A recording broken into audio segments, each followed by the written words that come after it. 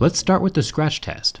I have a set of mineral picks that tell me where the hardness of the glass falls on Mohs scale of hardness. Sapphire glass would be around an 8 or a 9 on Mohs scale, or plastic screens like the Galaxy S7 Active would scratch at a level 3.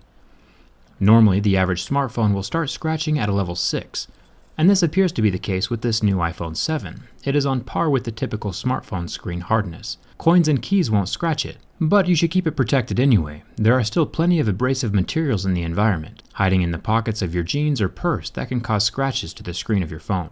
Let's jump down to the home button, or better said, the home touchpad now, since it doesn't click anymore. There have been rumors that the home button and the camera lens are made of sapphire, which would make them extremely scratch resistant, nearing the point of diamonds, which would be nice. Some smartphones, like the Galaxy phones, use a plastic home button that can scratch easily. But so far, this touchpad can resist the scratching from my razor blade. But is it sapphire, or is it just normal glass? The easiest way to find out is using the hardness picks. Like I mentioned before, glass will scratch at a 5 or 6, but sapphire should be around an 8 or a 9. And since this button has a deep scratch with a level 6 pick, we know for sure that it's regular glass and not sapphire. The earpiece is made of metal and very solidly stuck in place. It won't be sliding around or falling out like the old iPhone 4s did. Now with the back aluminum, I will be scratching a jet black version very soon, but so far this matte black version holds up extremely well to my keys. You can hardly tell that it's been scratched. Razor blades, on the other hand, will scratch the phone just fine.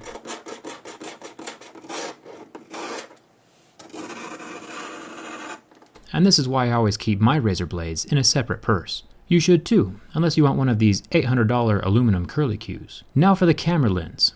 This glass piece is protecting the new 12 megapixel camera inside of the phone, and it is definitely scratch resistant, which is awesome. My razor blade does nothing to it. But is it sapphire? It still scratches deeply at a level 6. So it doesn't look like anything on this phone is sapphire. Sapphire does have its pros and cons, but I'll save that for another video. Next to the camera lens, we have what Apple is calling the Quad LED True Tone Flash. Initially, I thought that this might be 4 different colored LEDs, bringing even more life to pictures than just a dual colored flash would. But while indeed there are 4 LEDs, it is still just the same normal 2 colors that the older iPhone 6 has. The flash is just brighter now, because there are more of the LEDs. Which is good. Checking out the build quality of the rest of the phone, we find out that the buttons are metal, which is ideal. Plastic buttons tend to discolor or pop out more often than metal buttons do. So thumbs up to Apple for sticking with quality materials. The antenna bands are still plastic.